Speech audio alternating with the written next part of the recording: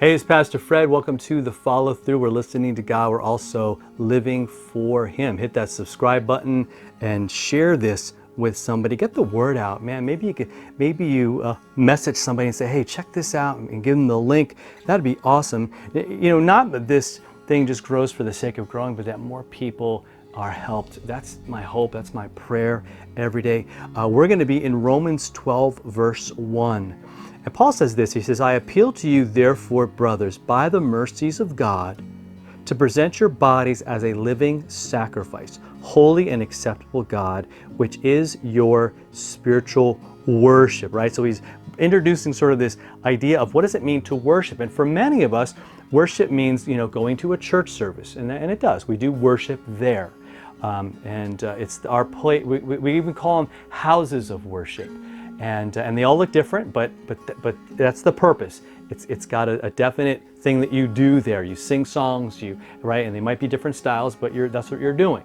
Some people think like even within that worship service, the worship part is the singing part, where I'm singing things to God. And again, all of that is true. And I want to say it's both but also there's another whole part that if we skip it, we're going to miss out on a lot of hours of our day. Because maybe you're at a church, let's say you're really into church and you're there 2 to 3 hours a week, perhaps, for different things, for different services.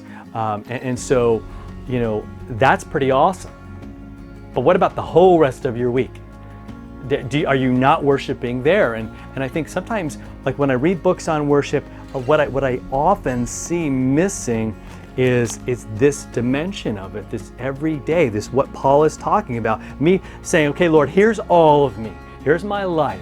Here's my brain. Here's my hands and my feet. Here's my intellect. Here's all of it for you every day. And Paul says that it's a living sacrifice. It's me saying, God, okay, how are you going to use all the things which by the way, He has given to me, how am I going to use those to His glory in a way that shows how worth it He is? That word worship is often comes in, it's like worth, the worth of the worthship, if you will, of that person. So I'm showing how worthy He is by all that I do. And so God wants me to know that it's every day, it's 24/7. Is my spiritual worship. So going to the store, worship. Going to school, worship. Hanging out with my family, worship. Going to church and at a meeting, right? And they might say, well, it's not a church service, but it's worship. Because I'm going to do it all for His glory, all out of my love for Him as a way to say how awesome He is, because I want everyone to see that. That's worship. That's worship. And we all worship something. Right? It might be our work, it might be money, it might be popularity, whatever it is. And that's a good way to see this, because that gets all your time, it gets your passion. And so when you're looking at this, okay, hopefully God gets all of our passion, our time, our resources, our energy, and all of that. So I don't want us compartmentalizing everything and everything in its own little box. Right? Let's sweep that aside and say, all right, Lord, here's my life. It's real simple.